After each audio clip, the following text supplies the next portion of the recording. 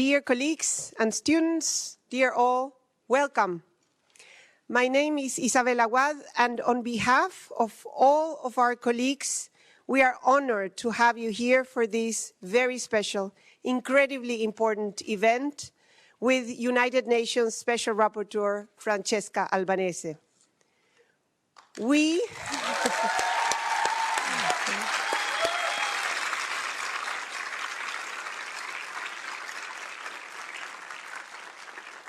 Jeff and I stand here as representatives of colleagues from all 4 Erasmus University Rotterdam campuses who have been involved in the organization of this event. For us, colleagues from sociology, law, medicine, philosophy, history, business, media and communication, arts and culture, humanitarian studies, economics. For us, Albanese's research has been key to understanding the organized destruction of Gaza, destruction of Gaza's healthcare systems, of people's homes, of children's schools, and its universities. As we have discussed in early teach-ins, the nature and scale of this destruction amount to what numerous NGOs, including Amnesty International and Human Rights Watch, legal and genocide scholars, UN experts, and a growing number of states, including the Republic of South Africa, assert has been a genocide against Palestinians in Gaza by the State of Israel. My name is Jeff Handmaker, and I too welcome you to this remarkable event. We know that not everyone feels the same way about this topic. Particularly since October 2023, I don't know a single person who has felt comfortable discussing it. I am Jewish, and I can tell you that I have found it tiresome listening to others tell me how they think I should feel, what they feel I should support, and what I should condemn. Well, I can tell you that one thing I do support as a scholar and as a human being are the universal values of human rights. And I condemn violations of those rights. This is indeed the core topic of today's event. While we can accept and respect that we may hold different views, I would also like to stress it really is okay for any of us to feel uncomfortable. From this we learn. This is indeed why we have been organizing teach-ins for our students and colleagues, bringing experts to share with us their insights. We have reached out to colleagues in different communities across our university and at other universities. And still we acknowledge that there are people at our university and in this room who hold different opinions. Many feel anxiety, fear, and anger. You are all welcome. Most of all, we are inspired by the huge response from people who have come to listen to Ms. Albanese, a prize-winning human rights defender, international law scholar, and independent United Nations Special Rapporteur. You'll hear more introduced about her in a moment. Today, with all of what has been going down on our university campuses, I feel supported by our university's leadership that cherishes academic freedom. I am proud of my colleagues, of my students, and of our nurturing and supportive community, particularly over the past year. Thank you. As a group, we have always said that there are 2 golden rules for a respectful discussion. The first is that we tolerate a broad range of views on our campus, but we do not tolerate hate speech. This means we do not tolerate sexism, racism, anti-Semitism, Islamophobia, or any other form of stigmatizing or dehumanizing language. The second is that we do not tolerate ad hominem attacks against the person. This means that you may by all means react to what a person has said, but not to who they are, or rather, who you perceive them to be. But I have 2 other things to say. First of all, no photographs. Unfortunately, no photographs or video recordings are allowed. I just announced it, so you'll be forgiven. The recording of this event will be made available afterwards, and unfortunately we have to be very consistent in this policy. This is something, there was a Norwegian film crew which we also had to say the same thing to. The recording will be made available afterwards, and for those who have registered, I will make sure that you receive the link. This event is also being live streamed for persons who are not able to attend in person. So to you online, regardless of where you are in the world, you are very welcome also. And finally, do listen to each other's views. Treat each other with kindness and respect. At the end of this event, we will share information on how to stay connected and involved, and details of some upcoming events will be provided. And so, with these opening words, Jeff and I, on behalf of our colleagues, which also includes students, leave you in the hands of our very experienced moderator for today, Jiska Engelbert. Jiska is a much-valued colleague of ours based at the Erasmus School of Social and Behavioral Sciences, where, among other things, she leads the team Public Issues and Imaginaries. Jiska is also an endowed professor at Leiden University in Leadership in Digital Transitions, Digital Innovations, and Transformation of Public Services. Jiska, thank you very much for moderating this session today. Good afternoon, everyone. Before anything else, and this is not on the carefully prepared script for today, but I really want to ask you to give a big thanks for all the volunteers and the organizers who have made today seem so seamless, right? So that's a great testament to their work.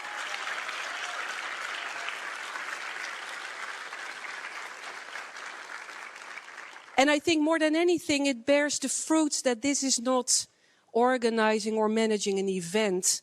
This is the fruits of collaborating across silos and despite efforts and difficulties in this university to come together and find each other. And that's immensely important and inspiring. So in that sense, it's simply my honor to be your moderator today. In 1993, the United Nations Commission of Human Rights established the position of Special Rapporteur on the situation of human rights in the Palestinian territories occupied since 1967. And the rapporteur is mandated, and I quote here, to assess the human rights situation in the occupied Palestinian territory, report publicly about it, and work with governments, civil society, and foster international cooperation.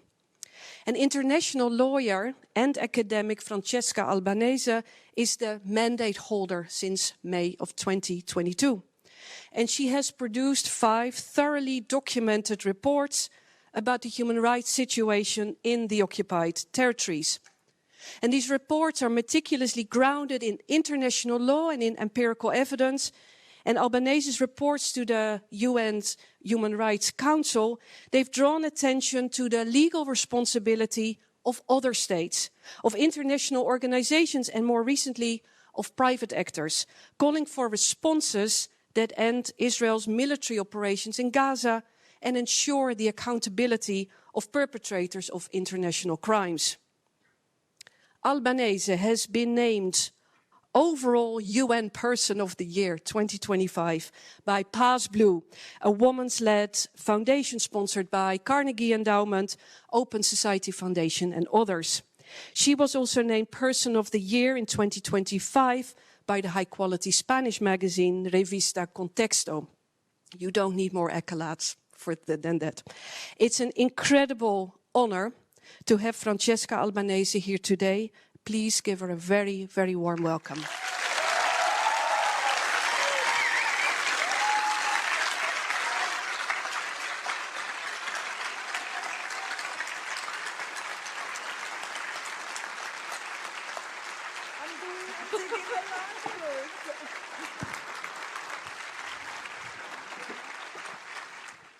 I'm a bit surprised because, first of all, thank you so much for being here today. There's a beautiful energy filling the room.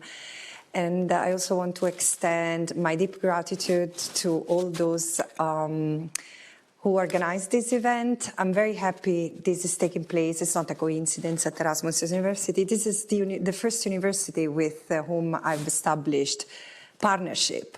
And Jeff Handmaker is key to this. And my first special assistant was also key to this, because she had been a student of Jeff and she was singing his praises.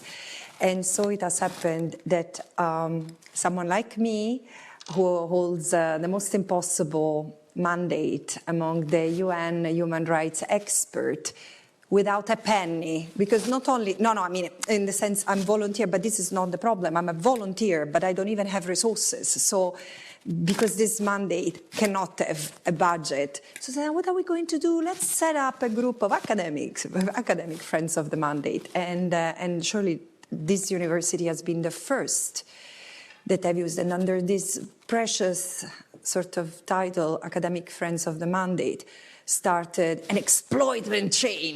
I'm joking, but there have been many resources that over the years have come from universities, and I'm very, very grateful to have a group of, I call the ISS, the Erasmus students, the emergency hotline.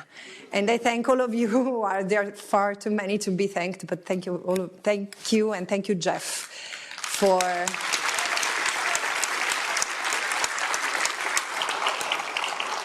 I mean, really, it's incredible research support, often around the clock, because the genocide never stops. And so the apartheid, and so the occupation, because this is all part of the same. So what I would do is I speak for 10 minutes, and then we have a Q&A. Okay, good. This is it's been a long 10 days. Journey across Europe is very difficult for me as a European. I mean, you are, this is a pool of sanity for me, because this is where things make sense. But after many days here, I understand how you feel. I live in Tunisia, for the record, so the sentiment toward what the Palestinians have endured is very different, because there is the thick ignorance that there is in this part of the world. And so these 10 days, all of a sudden I felt, oh my God, what am I doing? I got confused. Am I seeing straight? Me.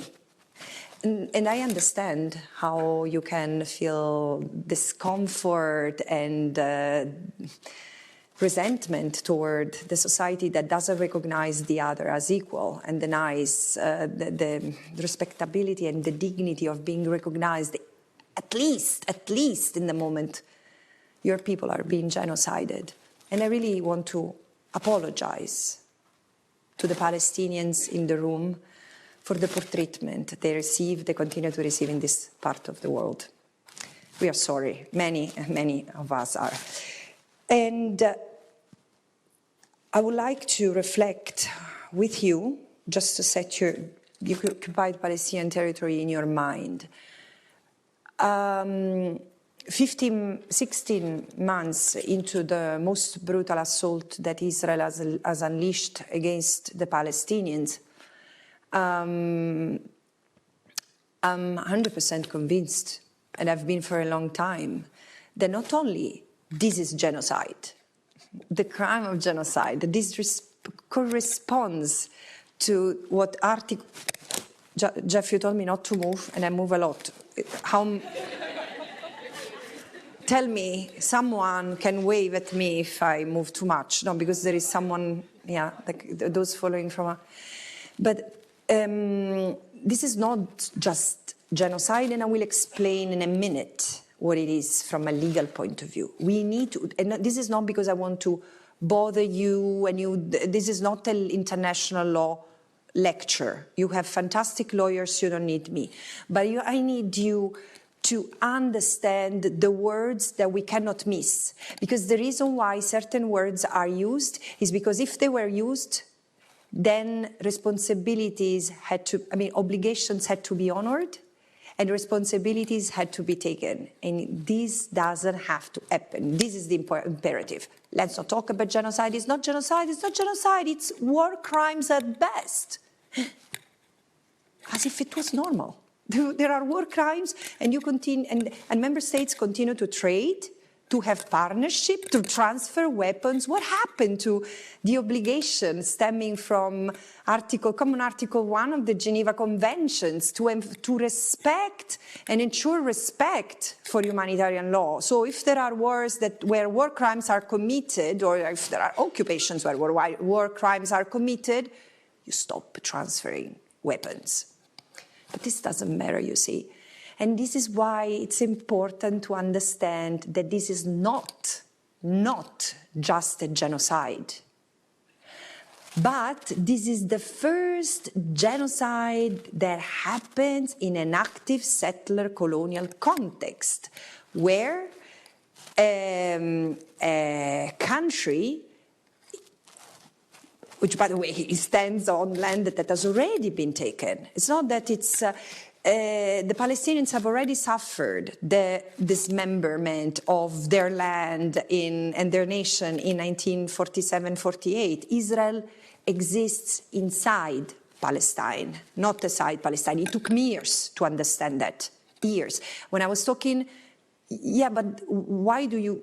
I was telling Palestinians, I was asking Palestinians, this is I am in the occupied Palestinian territory, and this is our language. Western people's language, United Nations language. For them, it's Palestine. And so I was insisting on the OPT. It doesn't mean anything to them. So they call it Palestine. And I was saying, yeah, but this is occupied. And a Palestinian, everything is occupied, you know. It's our land.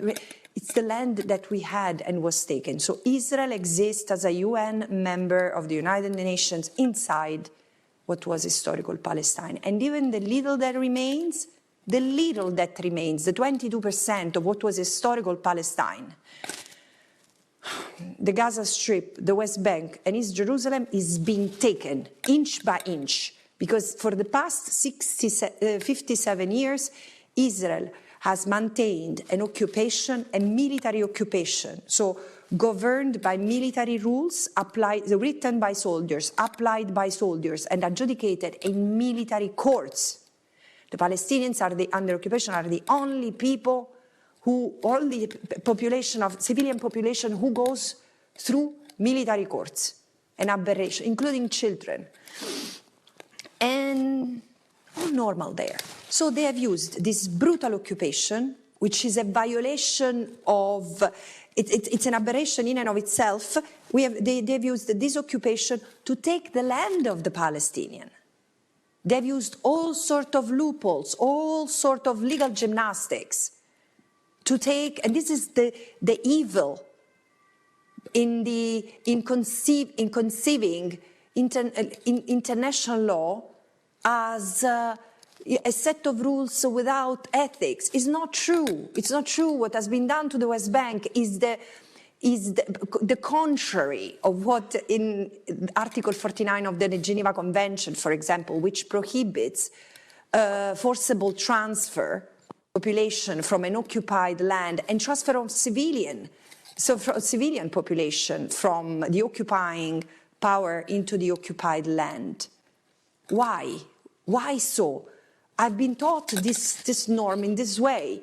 It's so weird that an article contains two such different provisions. Why not having two norms? Students, do you think about that? Why in the same norms? The Geneva Convention had to prohibit the transfer of civilians, and then the transfer, the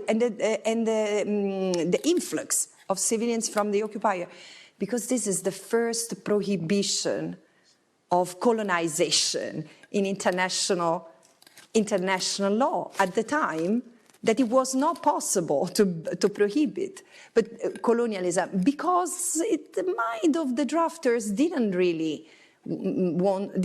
want to outlaw colonialism, but they remembered what Hitler had done with the expansion of Germany and the occupation on other people's land and transfer of Germans.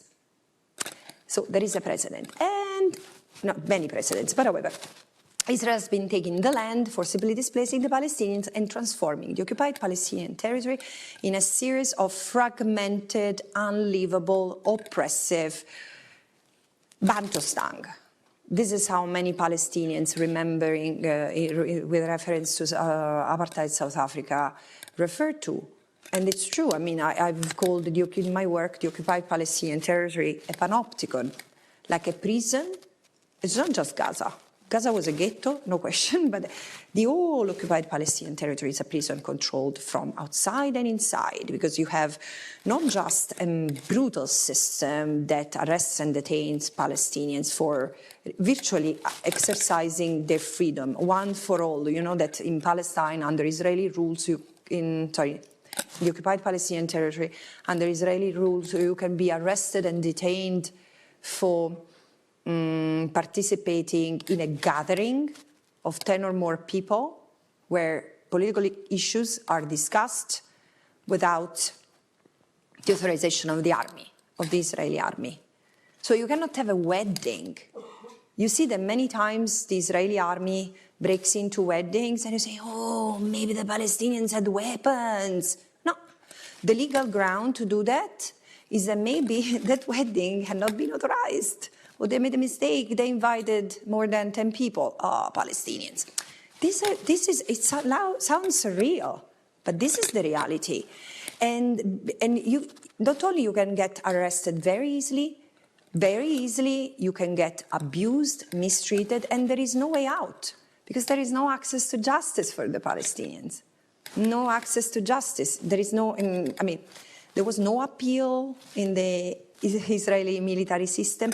Then they found a solution. Instead of resolving the illegality of the occupation, again, occupation vehicle to take the land, to take the resources, to transfer the benefits to the Israeli states and the settlers who were in 1965, there were zero villages, Israeli villages. Actually, there were Jewish people in the occupied Palestinian, what we now call the occupied Palestinian territories. There was just no Israeli civilians who have started to come after the occupation.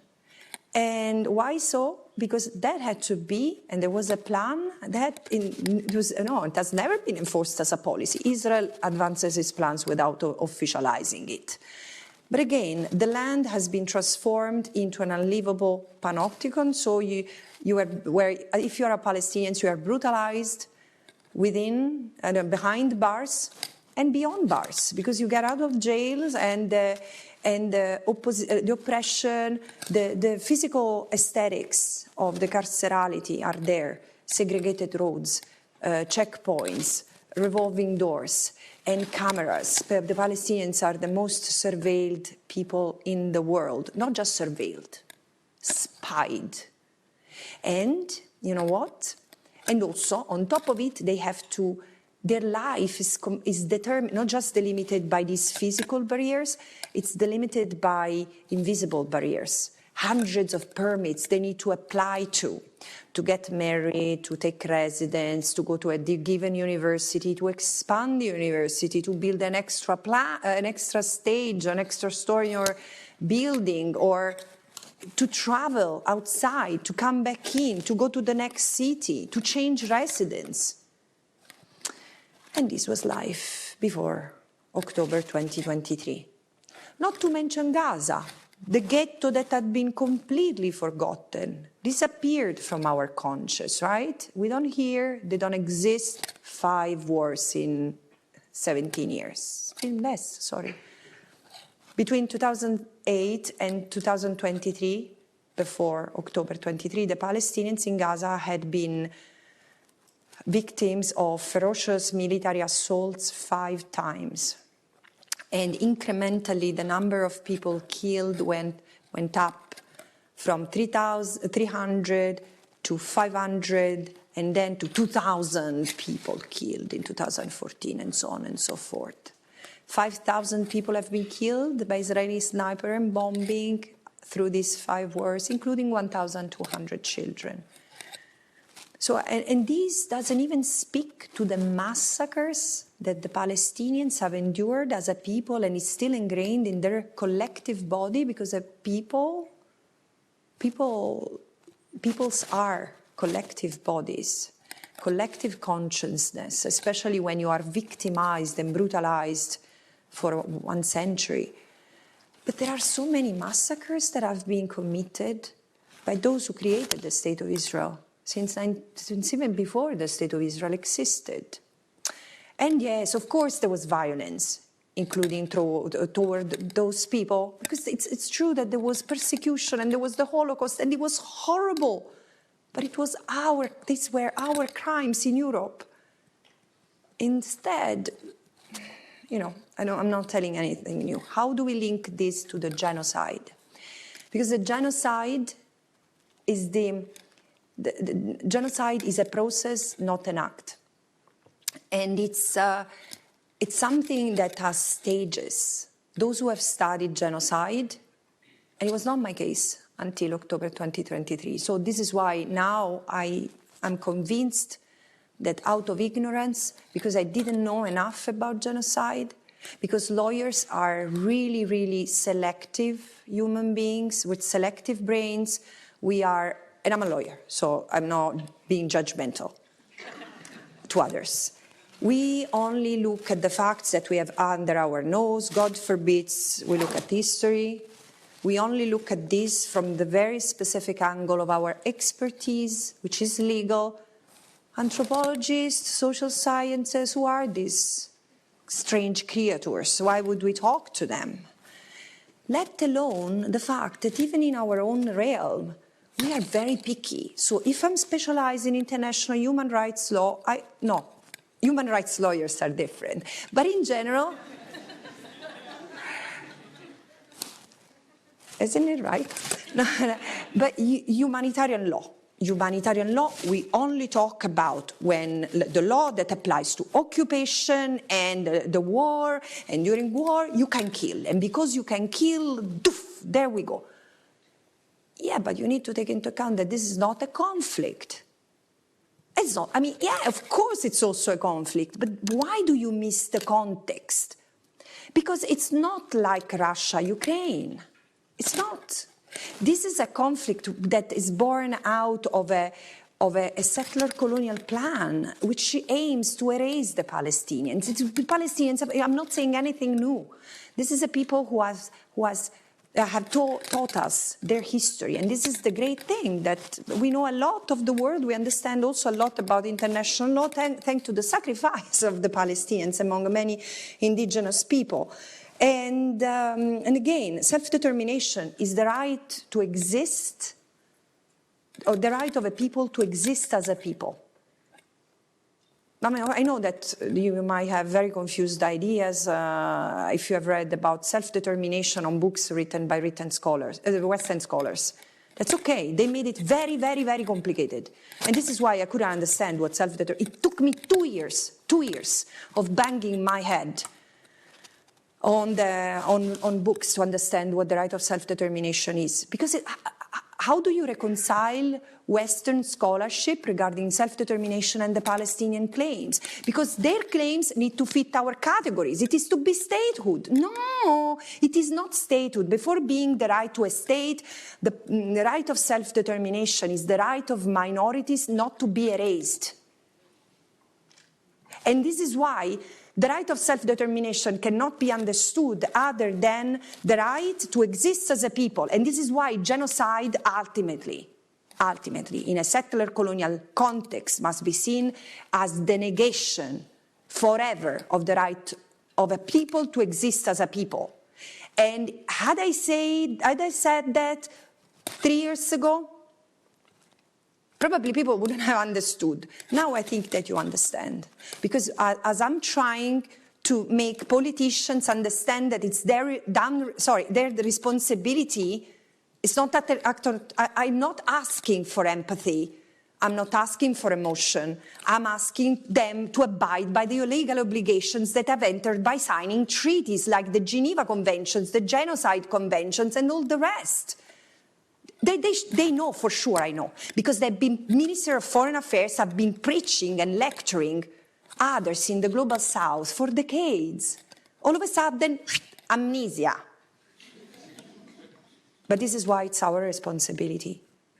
It's our responsibility, and they don't even have to accept that it's genocide, okay? but it's their responsibility to act upon the ICJ provisional measures. The ICJ has recognized that there is plausible risk of genocide. And it's true that the jurisprudence of the International Court of Justice is restrictive, because the Court of Justice is a conservative body, works prudently also to advance the law, but based to interpret the law, but according to state practice. And this is why the ICJ advisory opinion of July last year, and please, please, please read it, own it, because this is fundamental. This is the most important legal document that we have right now. And it's binding. Don't be distracted by the name advisory. It's binding because it's premised upon peremptory norms of international law that cannot be derogated and must be respected. So that opinion says the occupation is unlawful, not because of violation, not because they arrest children in the middle of the night, not because they torture, not because they demolish homes, not because of the settlers, that accompany it's not because of that. It's because the very essence, the very presence of the occupation, cum settlements, is unlawful. So it violates the right of self-determination of the Palestinian people and generates violence. Because, a state has the right to defend itself when attacked. And a people have the right to resist when they come under attack. And this is this is why I'm saying law is there, international law is there, and it's precious. But, surprise, it's not a magic wand.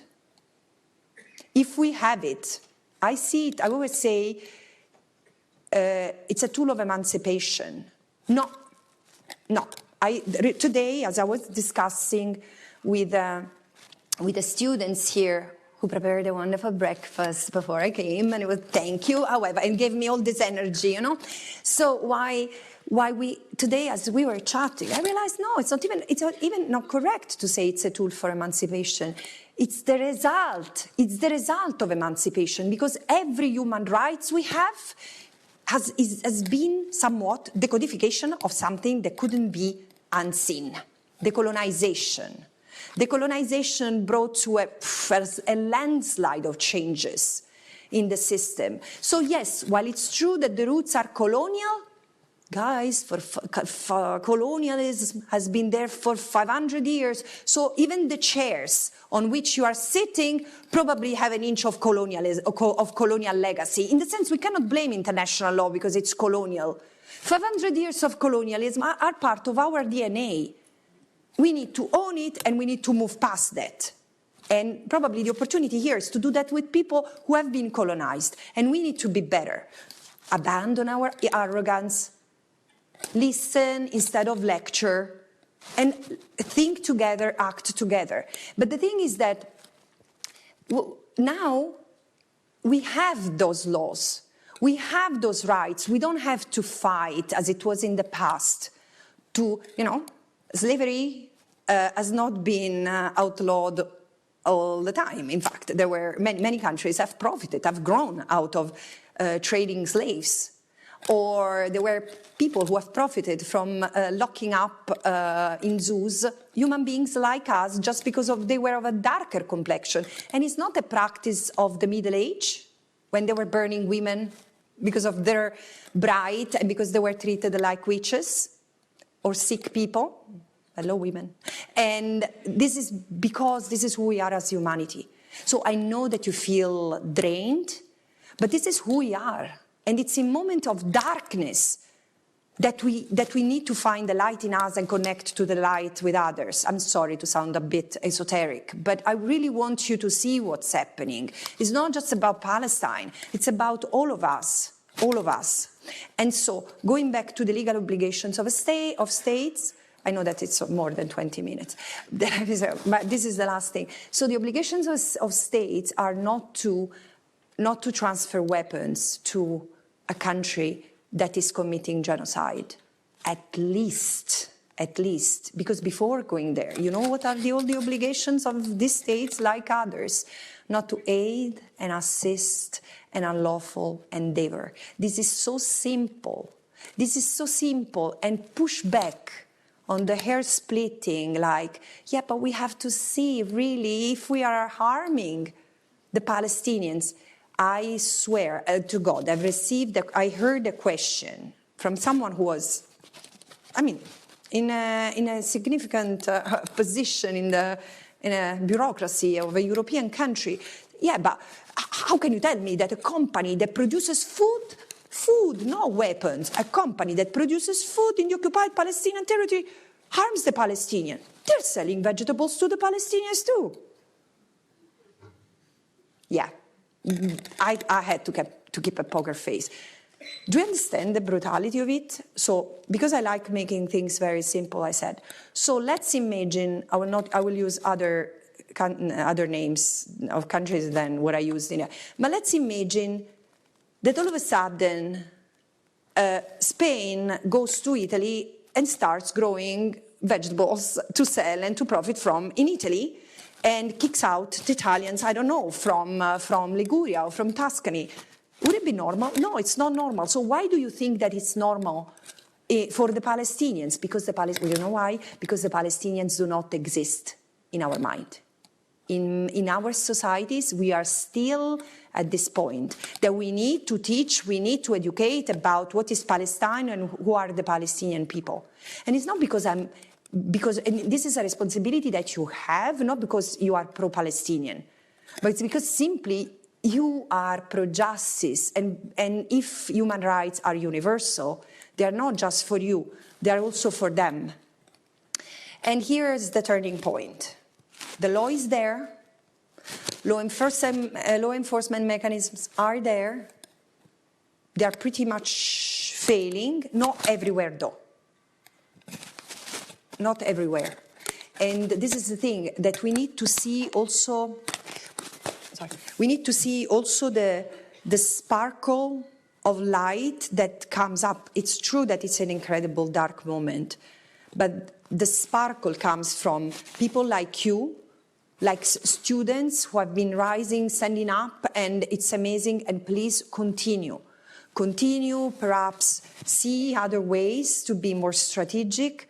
I know that the pressure is enormous, but we need to resist this pressure because this is also a test of how much we are ready, how much you are ready to give up of your fundamental freedoms. And the other thing is, perhaps it's also good to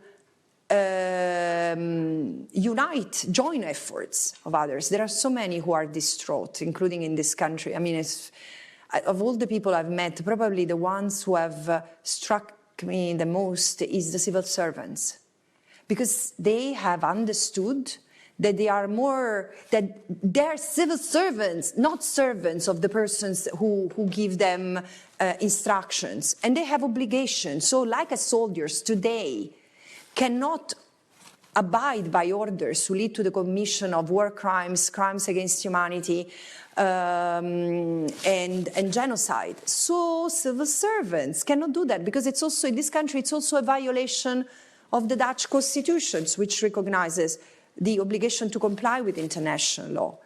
And they probably feel lonely, like many of you, and still are there under the elements. Every week they protest. It would be beautiful. It would be beautiful if one day you surprised them and showed up at one of their gatherings, because this is the thing. They need to know that they are not invisibilized. The worst thing that can happen to the human rights movement that has formed already is that, as it's trying to, I mean, it's happening, if they convince you that your efforts have been in vain, your efforts have been useless. This is not true. This is not true, because never before I've heard so much talking about settler colonialism. And this is the heartfelt feeling among all those who have studied, working in this field, etc. But also, there is much more understanding of why Israel cannot run away without the sticker on the back of an apartheid state, which has committed genocide or plausible genocide. So we need to continue, and we need to continue that, knowing that we are doing that for justice from the various realms of life we come from. Thank you. Francesca, thank you. Thank you very much. We now have opportunities for you here in the room to ask questions and have comments, and we would like to ask those with questions, you'll be first, I promise, to organize and queue here in the middle aisle, and we have two of our colleagues with a mic, and just to prepare you, they'll hold on to the mic, they won't let go. For dear life. For dear life. And of course, I can imagine that you have many questions to Francesca. Of course, keep in mind, right, the rules, how we engage here with each other, and it would be wonderful that questions take the case and the call forward. Whilst you are queuing, and you can continue queuing and lining up, I just wanted to start with an opening question, Francesca, given that we are here at a university and you are currently working on the next report to the UN's Human Rights Council, and that will also actively examine the involvement of business enterprises like financial institutions such as banks and pension funds, but it will also focus and include universities, and to see how they feature in the commission of international crimes connected to Israel's unlawful occupation, racial segregation and the apartheid regime in the occupied Palestinian territory. Small question to you then, Francesca. For universities, what do you see from your position as the types of practices and policies and relationships that may be of concern here? Yeah. The International Court of Justice advisory opinion is quite a landslide, as I said, because of the many things that it contains. It says that, as I said, the occupation is unlawful and must be withdrawn totally and unconditionally, but also that it reaffirms the obligations that member states have, as I said, do not recognize as legal the consequences of an unlawful act. For example, you cannot open an embassy in Jerusalem because Jerusalem is unlawfully occupied. And you cannot call Jerusalem, you cannot refer to Jerusalem as if it was Tel Aviv, because Jerusalem is not the capital of Israel.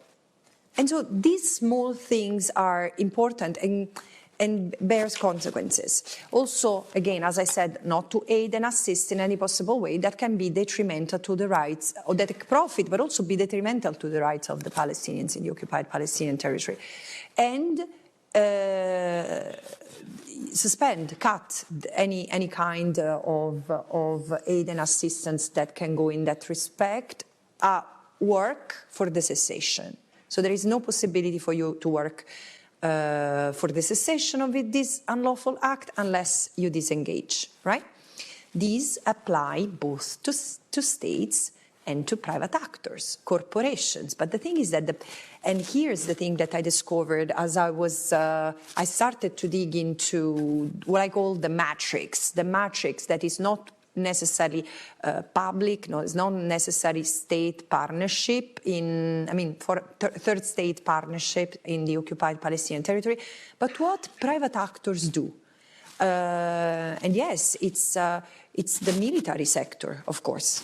Any cooperation with the Israeli military is leading to complicity, because the weapons that Israel has and the security system that Israel profits from has been tested on the Palestinian. Please read this book, Palestine Laboratory by Anthony Lowenstein. It's fundamental. It's incredibly eye-opening.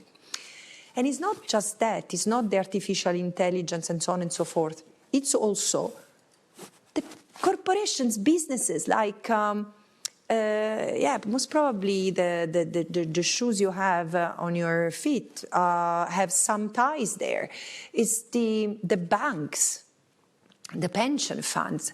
Think of Norway, for example, because it's the most critical case, but even this country has responsibilities. But Norway gives you the sense of how the dystopic or so the schizophrenic attitude that certain states were very good, not just in words. Norway has done a lot of good things in the past months. However, it still maintains these pension funds, these oil funds, Norway has a lot of oil, so the revenues from the oil go into the pension system of the Norwegian people.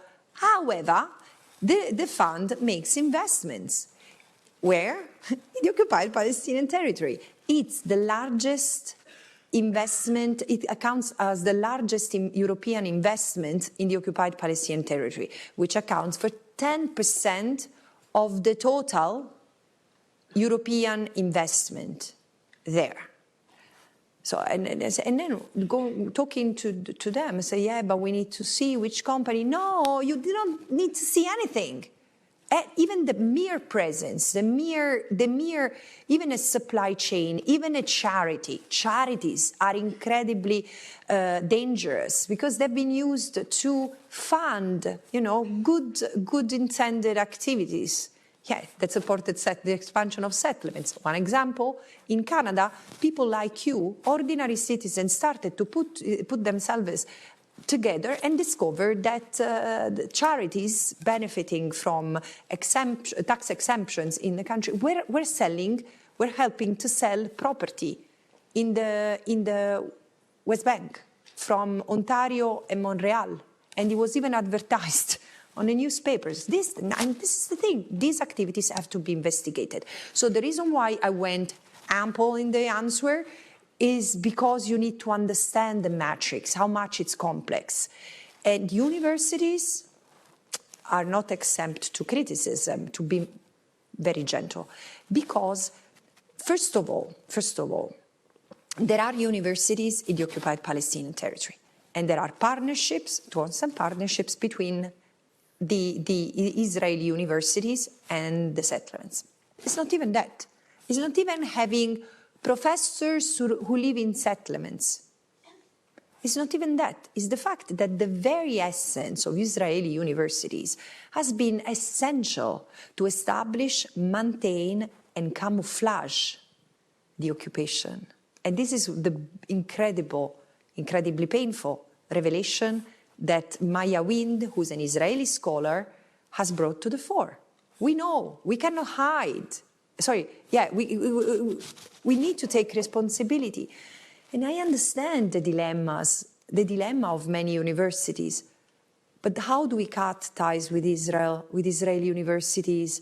And then we are going to penalize everyone. Well, I wonder if you have asked this question you asked this question at cutting ties or never establishing ties with the 11 universities that they were in Gaza?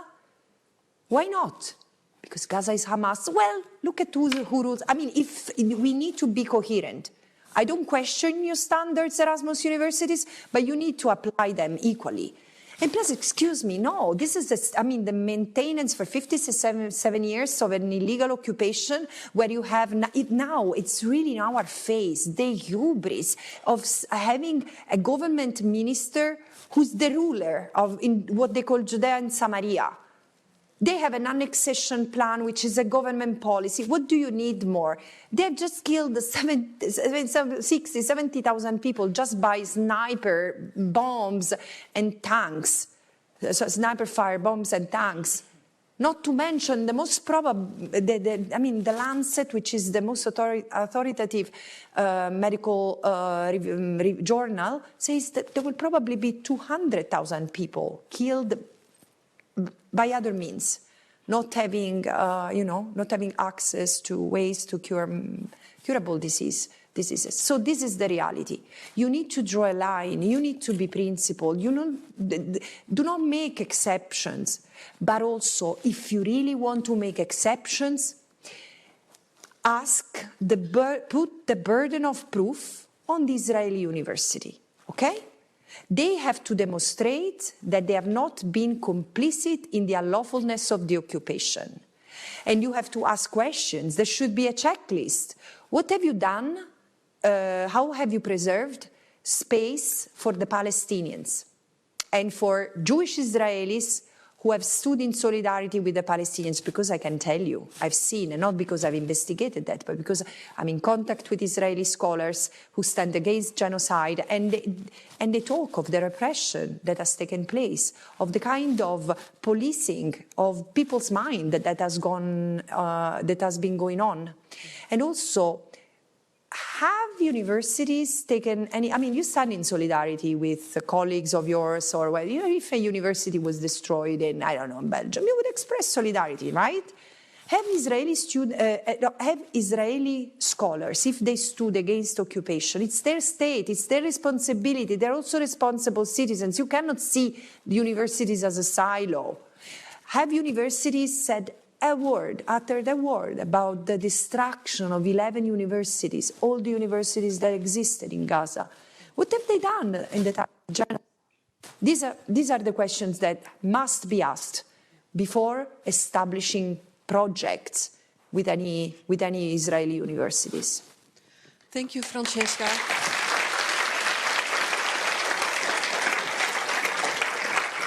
So there are many of us here who would like to ask you questions. Sorry, can I ask another, just because I would like to give you ideas that I mean, they're not just things that I think always, and how she's bright. No, I hear people thinking about this in other universities, how many partnerships exist between Israeli universities and Palestinian universities, which could be a signal of goodwill. But again, it shouldn't be one criterion. You should have a list. Okay, thank you. Thank you for coming to the Netherlands. Thank you for what you said about the Palestinians in Europe before. I know my friends are here. They're from Gaza. Also, the steadfast Palestinians of 1948. I'm from the West Bank. And I have kind of two-part question. The first one is, I luckily have a yellow card and I'm allowed to go to the West Bank, and I'm going to spare you the stories of the humiliation that I've seen since I was a kid going there. And of course, my struggle is different than the Yarmouk camp struggle and Gaza struggle and so on. But I remember very clearly something, that every time we went in, I would ask my mom, why are the Israeli flags here? And why is this allowed at all? And why is this happening? And of course, she'd explain the history of the declaration and everything. But there is one thing that keeps ringing in my mind, especially now as an adult, knowing what happened to the the League of Nations shortly after World War II. What's going to happen to the UN as a UN Special Rapporteur? Because the one sentence that in my mind when talking to my mom about the Palestinian situation is that the UN took part of it. It partitioned Palestine. It has a very heavy hand in what's happening since 76 or 77 years almost. And what's happening today. So basically, we're still seeing the UN absolutely facilitating. If they're not even stopping, they're facilitating what's happening. So that's the first thing. And the second part, just as a lawyer and just to help my fantasy home a bit, what do you think of let's say, Nablus trials? Are they ever going to happen? Are they going to happen in our times? We call them Nablus trials, like Nuremberg trials, but for the state of Israel, basically, and post-Israel, let's say. So that's, let's just call them Nablus trials. Hopefully they'll be held in Nablus, and if that's a possibility at all, and if you think that we'll be alive to see it at all. Thank you. Have we seen each other before?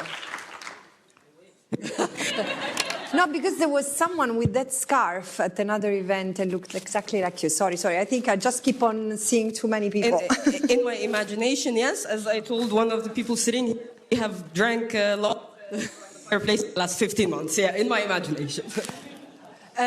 Francesca, may I propose, by doing thorough justice to the two questions you have, and I see you're taking notes, but given that the queue is extending, but and can we people do more questions? Can we do more questions? Yeah. Take 3 at a time, for example, and then allow you Even to reply, if you like. Yeah. Hello, and yes. Hello, and thank you again for being here and for everything that you said. I will keep it very brief. I'm just very curious. My knowledge in international law is very basic. But I really am amazed at how a resolution can fail so spectacularly at the only thing that it was designed for. And here I'm talking about Resolution 377A, which is which was designed specifically to engage the General Assembly, if I understand it correctly, to engage the General Assembly when the Security Council keeps failing at passing a certain resolution because of a single member's continuous veto, in this case, the United States. So why is that resolution not being activated right now? Thank you.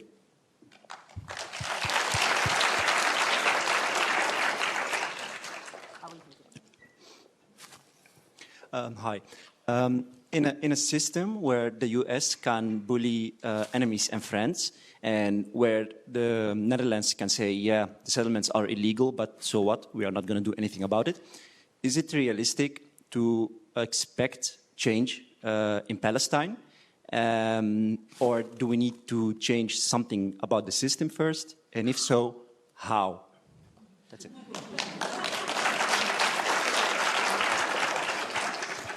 Okay, Francesca, would you mind taking these? It has turned into a sit-in, as you can see in the aisle in the middle. So let's do 3 at the same time. You can sit down if you want to, so you can. No.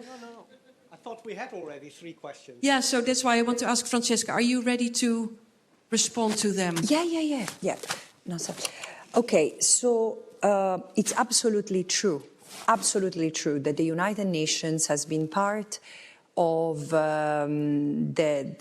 for example, the question of the refugees. The reason why we have UNRWA is because there has been a UN response to the creation of the State of Israel that has generated the 750,000 Palestinians to become refugees from their whole land and never allowed to be returned, never allowed to return. And then the UN gave a response, which was quite a comprehensive one, a conciliation commission mandated to resolve the political issues, and then UNRWA supporting that and that commission and helping the Palestinians through humanitarian aid. Then what has happened? That over 15 years, that commission has been dismantled. I mean, not dismantled. It's been defunded by the General Assembly, not the member states individually. And they said because the Palestinians cannot return, the issues of the conflict cannot be solved, so the commission will be resumed when issues can be solved. Meanwhile, the Palestinians continue to receive humanitarian assistance. Still, the right to return can be realized. This has been the premise for 75 years. And it's true what was said. The United Nations are not responsible, but they have enabled that the dismemberment of Palestine. Because in 1947, the 51 or 53 members of the United Nations back then were either 51 or 53, voted for the partition of Palestine between the Palestinian non-Jewish people of Palestine and the Jewish people that have, or either of Palestine or who had moved to Palestine, because 90% of the people, of the Jewish people who were in Palestine by 1947 were not from Palestine, had moved as part of a colonial project. It's not me, it's not my assessment. This is how the founding fathers of Israel, Jabotinsky, Theodor Herzl, and Chaim Weizmann and others, and Ben-Gurion have been talking about Palestine in preparation for the creation of the State of Israel. They were talking about Palestine, colonizing Palestine. Most probably they wouldn't have changed the name of Palestine had the project come to a halt because of the opposition of the native people who didn't want to be dominated. They didn't want to be colonized, in fact. I often said, I think that the first Intifada was not even in 1987, was in 1936-39. There was a huge insurrection of the Arabs, non-Jews, hence Muslim, Christians and others in Palestine. So yes, the UN have completely helped Also because they have never checked on what the Brits were doing. The UK had Great Britain had the mandate from the UN to accompany the people of Palestine to self-determination in the form of state, to the realization of the form of self-determination in the form of statehood. And what did they do? I mean, the British were colonizer before others, so they have crushed Palestinian resistance, depleted the resources, repressed the Palestinians. Do you think that the administrative detention and punitive demolitions are an Israeli invention? No, no. The Palestinians have experienced this since British colonization. We should stop calling it British mandate. Mandate is something else, so mandate was the cover for it. But so two things. It's true what is said, and this is why you need to know history, and you need to know why. The context is important. It was a colonial context. Now things are different, but not that much. There are still some ties. So will there be, in the face of, I think I can answer also the part of this as in the second question.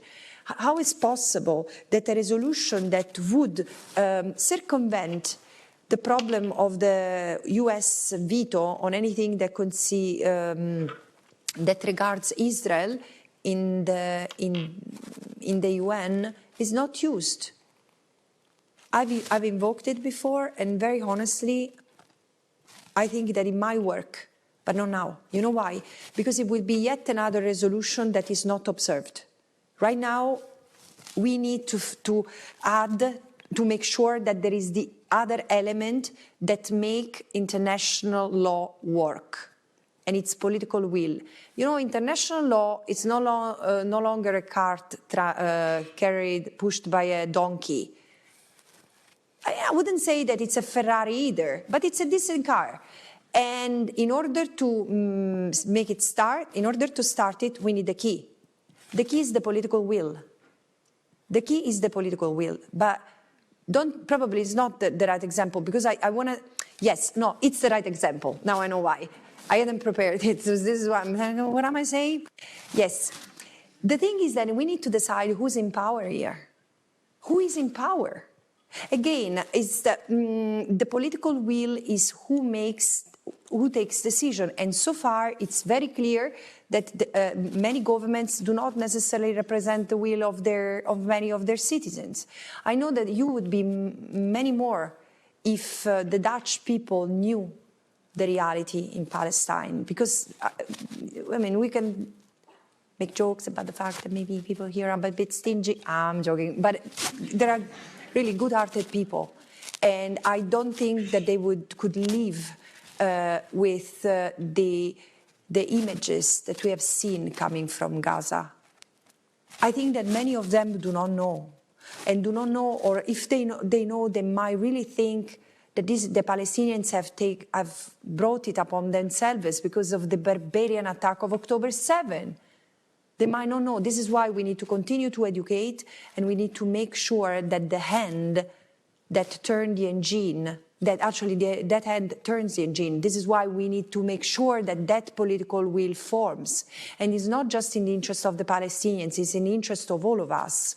And this also on whether we manage or not to be that tide, because the tide has changed and it continues to mount, to rise, but it is to rise more and more and more. And there is, if you allow me, I know it's a bit of a long answer, but I think it's important because I have a privileged observation point, and I see a lot that is happening, and I don't understand how people feel discouraged in this moment, because there is so much happening. We are used, you know, our problem is the remote control. Because we think we want everything like Siri, or, you know, you push on a button and things change. No, certain changes take time and a lot of effort. This is how you provoke systemic changes. And if we don't see it, it's because we have the privilege to think. Let me give you an example that, again, comes from this morning. Before first let me be critical, and then I give you the good thought. But today, and I would like the person who shared this story with me not to feel bad, because it was very inspirational, in fact. But today, as I entered Erasmus University, Jeff, relax, it's not you.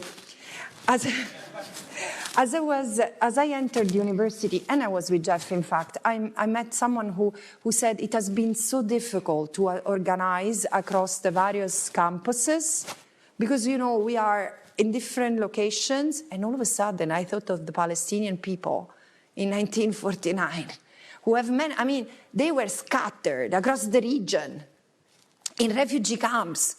Everything they had was stolen. Lands, homes, clothes, everything.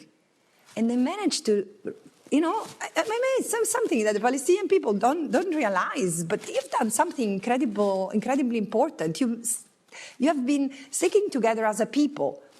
And there is a lot to appreciate and a lot to learn in that. And also, those in the West Bank managed to organize, despite the surveillance, the checkpoints, the revolving doors, the segregated roads, and we are not able to unite here across the street with other Erasmus college or Erasmus campuses. This silence tells me that my expectations might be too high. But here's the thing, is that, again, because the tide is mounting, and it's mounting everywhere. There are the civil servants who are, I've never seen civil servants so engaged from Brussels. Yes, from Brussels, yes, thank you. No, but also, again, here in The Hague. I often complain that there are no people who have joined the protest, but no one, others, not the student protest, the others, I was saying, the ones of the, I was saying another thing, can you give me a second? I was trying to say, if instead of being in this silo, the students organize the student protests and the doctors organize the doctors' protest, how good we are. And then the civil servants organizes, guys, unite. You see, you are in a silo. The tide is rising. We need to find that moment where the silos do not exist anymore. And you unite, and you see, not only you help each other, because as civil servants were telling me yesterday, they have helped each other just by finding each other and not feeling completely lonely and lost, and this has happened to you. But now it's the time to show the real numbers you are. And this is not going to happen if you continue your efforts in a silo. And this is why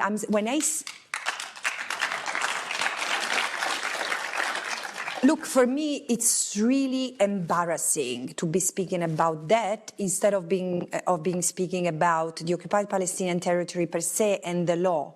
But because I see things that are happening, I want to make sure that you see that as well.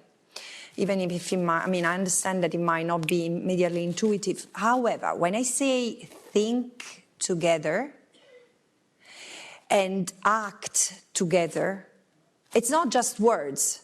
I'm not an activist. I'm really someone who's trying to tell you that things can change if we change. And that leads me to if we change. And I don't know if we have the Nablus trials.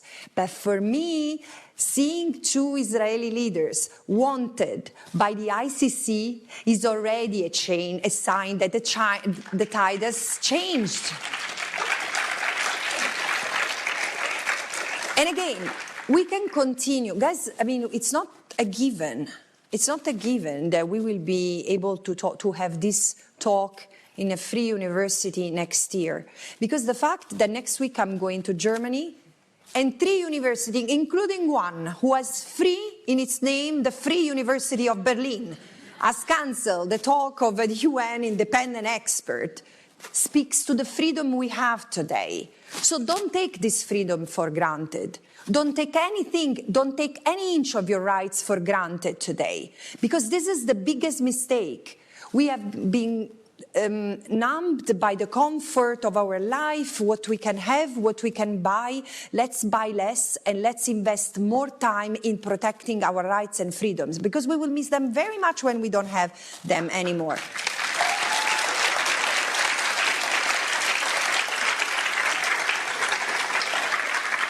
So I think somewhat this leads me to think that I've already explained, I might answer that question.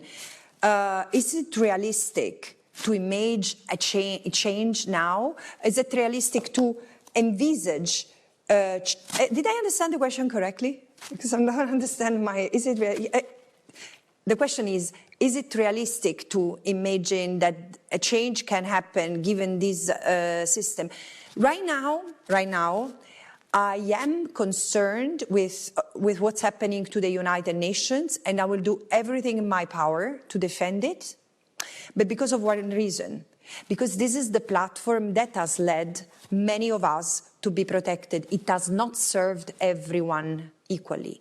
But this is the platform that formerly colonized states have used to revindicate together their rights based on what was happening, based on the struggle that was happening in their own countries. So you see, you need different things to advance, to change, and to change together. So the United Nations General Assembly, a bunch of bureaucrats that they might look to you. At the same time, this is a very dignified place where, for the first time, representatives of independent Congo or Burkina Faso have spoken and taken decisions that have changed things not visible for Palestine. But if we know about Palestine today, if Palestine has not been wiped off the map, is also because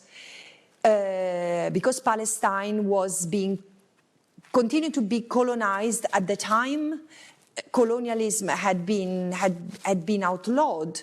There has been a room to protect the cause. And of course it's not ended. This is the next stage. And if not now, when? So personally, I'm very concerned about what can happen to the United Nations, but I'm more concerned about what can happen to all of us. So I'm saying, surely let's defend that system, but it's also remember, because if we don't have it, we will lose that platform. But if we don't have it, and regardless whether we have it or not, we cannot imagine that the United Nations will solve the problem, not only because it has not happened, but because probably the United Nations is the car, and still the key is not in the right hands. So we need to get hold of the key, if you see what I mean. And so I just also want to double check that in your the way you address with all these questions is also the particular question about the US. So the person asking that question, is that something you want to separately address, Francesca? No, I missed the question on the US. And I'm just paraphrasing here, right? But also in the line of your argument to basically pick the fruits of collective effort and patience and hard work. We now see in the US 20 steps back, right? Within a few months. Or not? What's your view? Or is it, I don't think so. I don't think so. Because also look at another thing. We have never questioned the US compliance with international law. So it's not, I mean, I realize, and this is something that I realized in the last weeks, and probably others have, but there's not real discussion. Israel is not the only serial violator of international law. Because who has used the nuclear bombs? And really, the US have participated in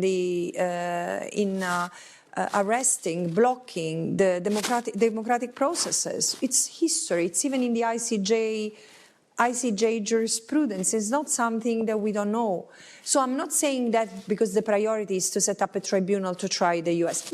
No, but we need to know that this is the system, and now the system is exposed. So this problem didn't start with Trump.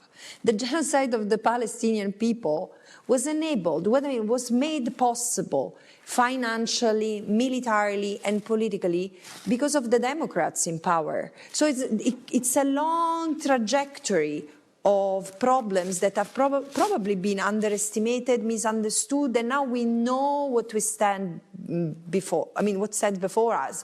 And this is the moment to, as I was saying, really, this was my first gut reaction when I heard about the Gaza Riviera. I was running from an airport into a press conference and I was prepared to talk about Gaza, and all of a sudden this Gaza Riviera thing comes up. And I said what I think it is. It is nonsense, but it doesn't mean that it's not dangerous, because it's completely unlawful. Many countries in the world have seen how dangerous it is. They see what's happening, because the US has had in a privileged position, a superior position among us. And this is imperialism after all. Although it's invisible, it's there. And however, they feel scared. Look at Canada, look at Denmark. All of a sudden, they are not sure of this relationship, which might lead them into an even darker place. So the thing is that I've said, this is the time for all the other member states who have nothing to gain from this madness to unite.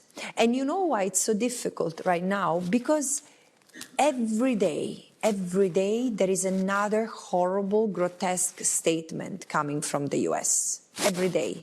And this psychological overwhelming, it's hard. And probably it's intentional. It's intentional to make us feel, oh my God, what's going on? Nothing is going to happen immediately. In times of emergency, this is the good thing of having undergone training as a humanitarian. In times of emergency, keep the cool. Stay calm, breathe, and think how you can get out of it. So use your brain, not your immediate reaction, like how do you call it? Fight or fly mode. No. You need to stay very, very calm now. Don't run anyway. And I hope that, and this is the message that I hope will be heard by member states who are seriously panicking right now. Some are thinking of aid, some are thinking of being occupied, and this is the reality, but together we can resist it, I believe. Federica, shall we go to 4 questions, I'd say? Yeah, no worries. Dear Ms. Albanese, dear esteemed UN Rapporteur, I think we should use the title as well, because you are here not only as a person, but also in a role. I hope not to violate number 2 by calling out the President of the European Parliament, Roberta Metsola, who created a puke moment yesterday for me, splitting my coffee out of my mouth, because she was taking photo opportunities in occupied Palestine with the ones accused of genocide and war crimes. All of the government of apartheid Israel using the atrocity PR for nearby Gaza to make all these photos. So my question to you is, as you mentioned about USA, should we focus on the supporting system and evidence collection against EU officials, member state officials, especially Germany, UK, Canada, Australia, besides the US, of course, and evidence collection for the long-term prosecution? So next to Nablu's trials, there should be other trials for the supporting system. That's one. The other one is the dimensions of genocide. I'm not a legal scholar. I'm doing things in information systems together with the scholars for Palestine, Dutch scholars for Palestine. There is not only the killing of erasure of people, but also the erasure of knowledge, epistemicide, as you mentioned, the universities, the ecocide, the creation of damage, no biosphere will be left in Gaza or occupied Palestine, and other types of sites I don't even know of. So should those be taken into account in the legal procedures or the way of looking at the multidimensional aspect? And for me, as a person of diaspora from the colonialism, I do think that the answer should be something which is applicable to the world, not only Palestine. Mm-hmm.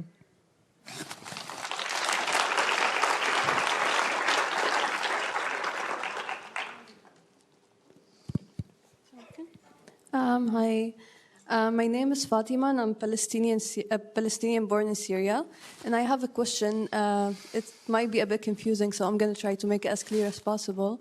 But because I'm a Palestinian refugee, I have a UN card.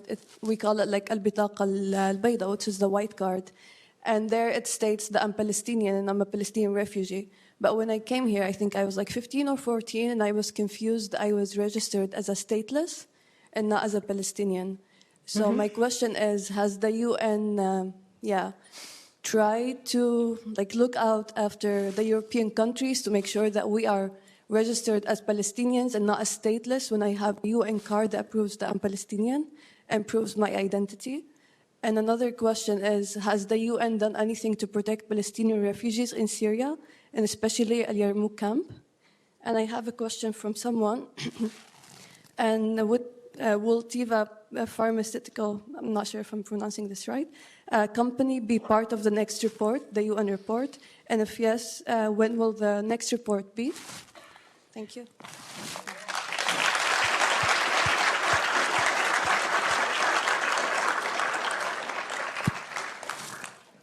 Hello. I was just wondering a quick question. How does Israel use a Western type of development or coloniality to garner international support and justify the genocide?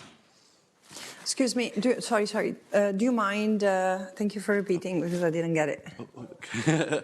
So I was wondering how Israel is appropriating a Western development model of coloniality to garner international support and justify the genocide.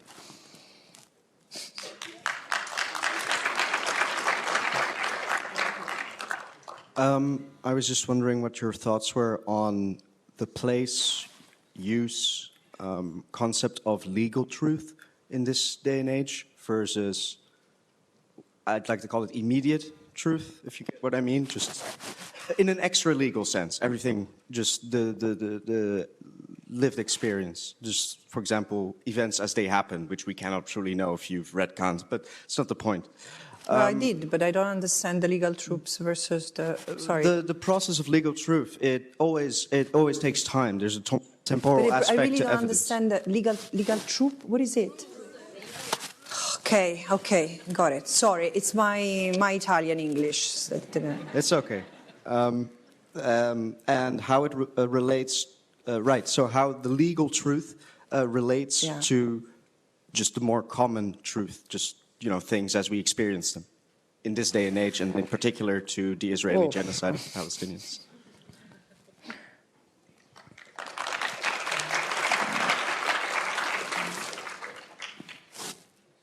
Okay, so these four questions. Microphone that doesn't work sometimes. So at least the questions about Palestinian identity, when your new report is out. The question about mechanisms, how Israel is trying to garner and mobilize support and legitimization for what it's doing.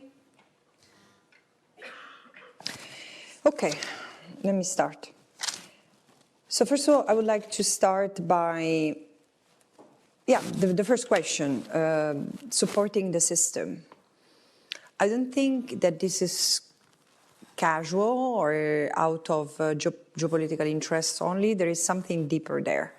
Israel is not just a country that is. There are different reasons why the West is Israel so close to the West, and there is a layer of sense of belonging, a common identity, and it's interesting because after committing a genocide against the Jewish people, because they were seen like the other, many of the other, but the largest group of the other in our white Christian Europe. Today, we keep on saying that supporting the state of Israel is to protect the Jews. And this is something that, again, listening to so many Jewish brothers and sisters who are raising their head and say, no, not in my name. And it's true also for, I mean, it should be said, Israel doesn't represent the Jewish people. And so member states should first and foremost stop claiming that this is something that they do to protect, I mean, to eliminate, to uproot anti-Semitism from the world we live in, because it's absolutely not true. The reality, it's more pernicious, is that there is in fact a sort of identitarian link between the West and Israel, which is a form of Western colonization, and Israel has become part of it. And the system today is such that when you attack Israel, naturally the rest reacts. This is how I see it. And of course, there are many layers of complicity at the state level, at private level. We have already in the private sector, and we have already said it. But this is where I do believe that anyone, and I'm glad you asked the question, anyone who's complicit or who has taken part of it, as part of the enabling environment that has allowed the genocide in Gaza, the active genocide in Gaza to go on for 15 months unrestrained, they have to be held accountable.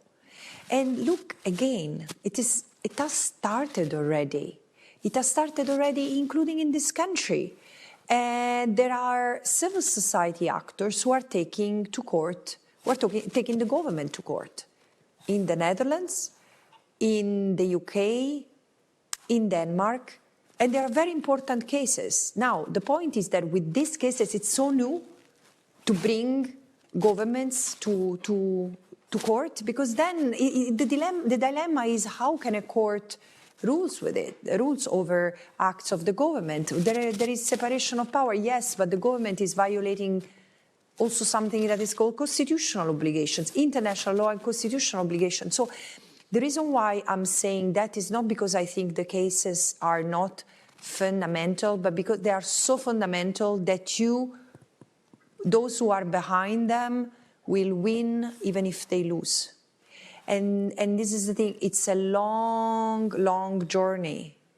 It has been a long journey for the Palestinians and will continue to be. How long depends on how much we can mobilize as a society to make sure that justice starts to be delivered. And I agree, many of us will continue to work to make sure that there are the trials you are talking of. And also that the ICC continues its work. But I think that we need to really explore to the fullest what complementarity means between the domestic, between domestic courts and in the international legal system when it comes to crimes, the commission of crimes, because the Israeli judiciary doesn't work for the Palestinians. And why should it? I mean, again, it's another example, but just to make you understand the paradox, would anyone expect or not feel the discomfort in expecting Ukrainians going through the Russian trial system in the context of the occupation and knowing the political interest? I mean, knowing that this occupation is also maintained for geopolitical reasons, as not military interest. The system is not there. Israeli system clearly is not there to protect the rights of the Palestinians. So other courts should be accessible. Like now, the Dutch court has already said no to Ismail Ziada, who sought justice because of he's a Palestinian Dutch citizen, Palestinian from Gaza, whose family members were killed in 2014. 2014, during the 2014 war, the third war that Israel launched against Gaza in a few years. And then, of course, courts can start making exceptions. Say, yeah, but you know, this is something that has happened outside and immune. No, and this is why we need scholars also helping change the mentality, because eventually judges are also people who read newspapers. Where are the voices that make them, that think that what's happening is a catastrophe and is a man-made, a human being-made catastrophe? And everyone should take responsibility and play to make sure that the system change. And not only courts should be used to try to give, to make Palestinians' rights justiciable, but also to bring to accountability the Dutch nationals that are profited from the occupation. Those who have enabled the system, as I was saying, there might be criminal responsibilities for those in positions of power. There must be an investigation, as there must be an investigation in other countries that have contributed, like in Germany, but it won't happen because of it, and in the UK. In the UK, I mean, people are preparing for it. And Francesca, sorry to ask you, but talking about the catastrophe, because that was the second part of that first question, right? The types of catastrophes that are included and recognized as part of the violence, including the scholasticide, the ecocide. Is that something you have thoughts on, or that you are actively trying to include in the new upcoming report? And that was question one. When is that out? No, the question is that I think these developments will make sense also for others, because there was a part in the first question which is it going to benefit others? Possibly, because the fact that the private sector is responsible for, it is to be held accountable for contributing to the violation of the right of self-determination, because this is ultimately what is in the ICJ advisory opinion, can be used in other places, like in Congo or in other places where colonialism has changed shape, has changed skin, but is still the same kind of monster. Has the UN, look, the part I'm, as a UN Special Rapporteur, I cannot comment on the situation of the stateless Palestinians from Syria, which I know very well because this is what I've been researching the most. I mean, the status of Palestinian refugees around the world, including the fact that they are stateless. The fact, I mean, from an international law point of view, is not that they are stateless, but the fact that they are refugees without citizenship makes them stateless. And I do agree with you that your Palestinian identity should absolutely be recognized, because the fact that you're refugees, the refugee is also part of the reason why you are stateless. It's for the Palestinians, the question of being a refugee and being a stateless is the same. And I would just want to say that there are, I mean, UN offices in certain areas of the world, like in Southeast Asia, that they register the Palestinians as such, and there is the self-identification of the Palestinians. I cannot comment more on this, including the protection of the Palestinians from Yarmouk, but I'm very happy to take it offline. Concerning the new report, what I'm working on is precisely private sector complicity. And it's going, I hope, to help civil society and others to understand that sometimes people don't feel the responsibility that they have because they are just part of a little segment that looks pretty innocuous, but it's in the whole. This is why we need to look at the full picture. And now we have the legal tool to invoke and to use, which is the ICJ advisory opinion. Look, I don't, again, because also the reality is that the reason why my answers are so long is that I'm very tired. So you will appreciate, I don't even want to get into the question of legal truth and common truth, because I will get into a rant and everyone will be yawning. Understand, I'm not someone who tries to pretend to know everything. I just know what's happening in the occupied Palestinian territory is terribly unlawful, and we need to stick to this. And, what was the question about the Western development model? I think that was the question about how Israel is seeking Western support. Yes, sorry. I really don't understand anymore my handwriting. I don't know how I'm going to go through 5 more conferences. But that's good that Germany keeps on cancelling. Let's look at the bright side. And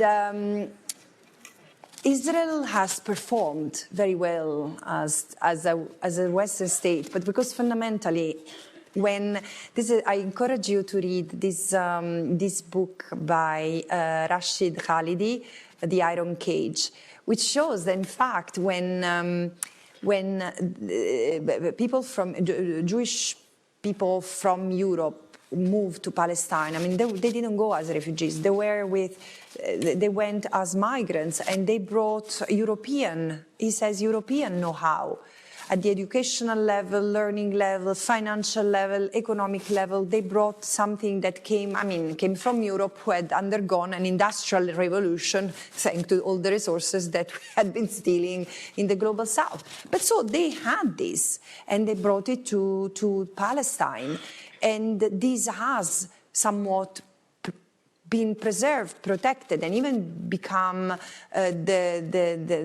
one of the elements of the identity of the Israelis as a beacon of modernity in the Arab region, the lighthouse of Western modernity in the Arab region. You wonder why. Again, yes. I would like you to see that this is not unique to Israel, because in South Africa, the beacon of light were not the black South Africans, were the Europeans. And so in Australia, right, Melissa? So this is who we are. There is an element of settler colonialism that it travels with us, and it's not that we are not ashamed of it, and this is why we keep on cherishing it in the Israeli, in Israel, in what we see of Israel.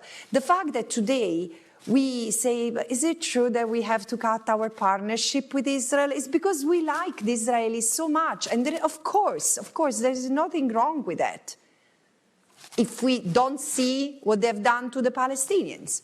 And because we must see what has been done to the Palestinians, we need to keep on saying it's okay to engage with Israel only if there is an end of genocide, end of the occupation, and end to the apartheid. Thank you. Sorry, I'm not...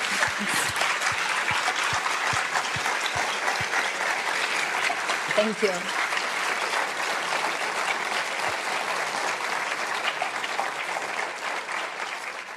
Now, Francesca, if it's any consolation, it was meant for me, the sign from Jeff. And it is we know, and we can only imagine how tired you must be. But your new appointment is just around the corner in Utrecht. That's what I've heard. So you need to get ready for that. And it does mean I'm going to read.